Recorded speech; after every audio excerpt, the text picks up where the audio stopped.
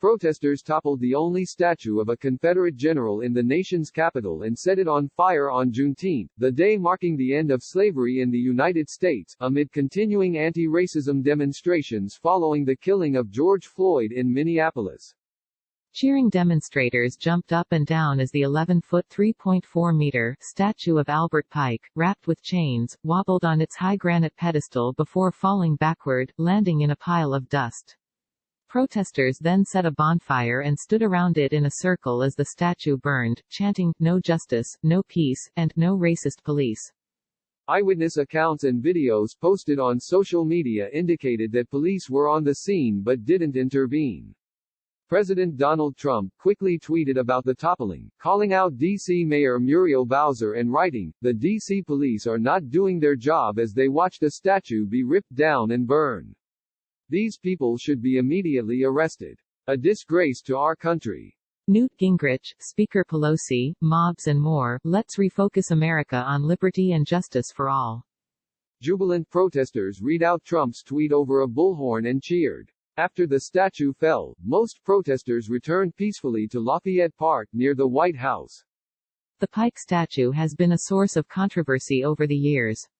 The former Confederate general was also a longtime influential leader of the Freemasons, who revere Pike and who paid for the statue. Pike's body is interred at the D.C. headquarters of the Scottish Rite of Freemasonry, which also contains a small museum in his honor. The statue, dedicated in 1901, was located in Judiciary Square about half a mile from the U.S. Capitol. It was built at the request of Masons who successfully lobbied Congress to grant them land for the statue as long as Pike would be depicted in civilian, not military, clothing.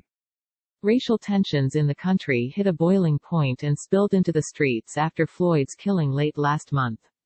Video showed a white police officer pressing his knee against Floyd's neck for nearly 8 minutes as the handcuffed black man said, "I can't breathe." The officer, Derek Chauvin, has been charged with murder. Civil rights activists and some local government officials in D.C. had campaigned for years to get the statue taken down but needed the federal government's approval to do so. Columbus, Ohio, to remove Christopher Columbus statue. Ever since 1992, members of the D.C. Council have been calling on the federal government to remove the statue of Confederate Albert Pike, a federal memorial on federal land.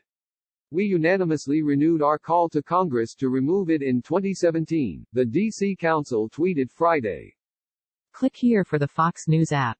A proposed resolution calling for the removal of the statue referred to Pike as a chief founder of the post-Civil War Ku Klux Klan. The Klan connection is a frequent accusation from Pike's critics and one which the Masons dispute.